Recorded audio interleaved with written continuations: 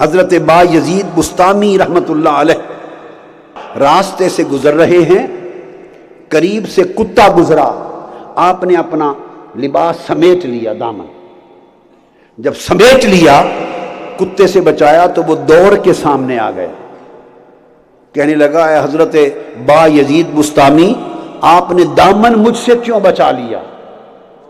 کتا پوچھتا ہے، اس لیے کہ میں گیلا تو نہیں تھا۔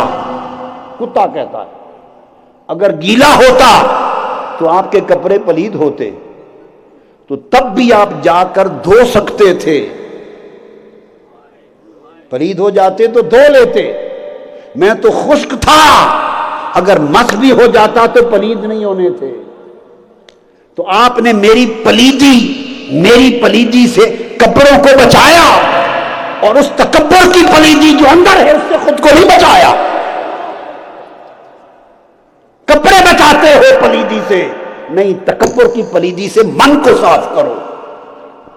سلطان با یزید بسطامی تڑپ اٹھے، اب یہ ہے کہ کس طرح سبق ملتے ہیں۔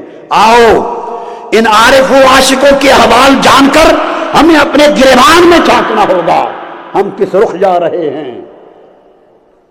پھر سبق وہ کیسے لیتے تھے؟ بیٹھ گئے اور کتے کو کہنے لگے، کتا مجھے کچھ دیر اپنی صحبت میں رکھ، کتے مجھے کچھ دیر اپنی صحبت میں رکھ تاکہ میری اصلاح ہو جائے۔ اس نے کہا نہیں، آپ میری صحبت میں رہنے کے قابل نہیں۔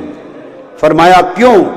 اس لیے کتے نے کہا کہ میں تو ایک دن جو ملے کھا لیتا ہوں، دوسرے دن کے لیے ہڈی بھی سنبھال کے نہیں رکھتا، تو آپ تو پورے سال کے لیے غلہ سنبھال کے رکھتے ہیں، سال کے لیے غلہ سنبھالتے ہیں، میں تو ہڈی نہیں سنبھالتا، کیسے آپ کو صحبت میں لے کے چلوں؟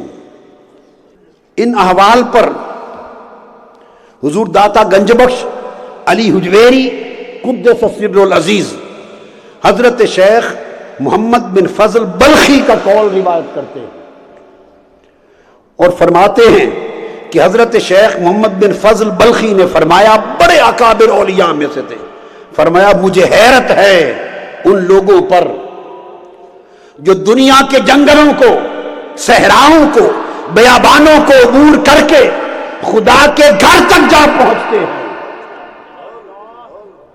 دنیا کے جنگلوں، صحراؤں، بیابانوں کی مسافتیں اور وادیاں طے کر کے خدا کے گھر پر جا پہنچتے ہیں، مگر نفس کے صحرا اور بیاباں عبور کر کے خدا تک پہنچنے کا کبھی نہیں سوچتے۔ ہر بندہ حج پہ جاتا ہے، خدا کے گھر کے لیے جاتا ہے، وہ کہتے ہیں مسافتیں طے کرتے ہو خدا کے گھر کے لیے، کبھی نفس اور دل کی مسافتیں طے بھی کرو خدا کے لیے۔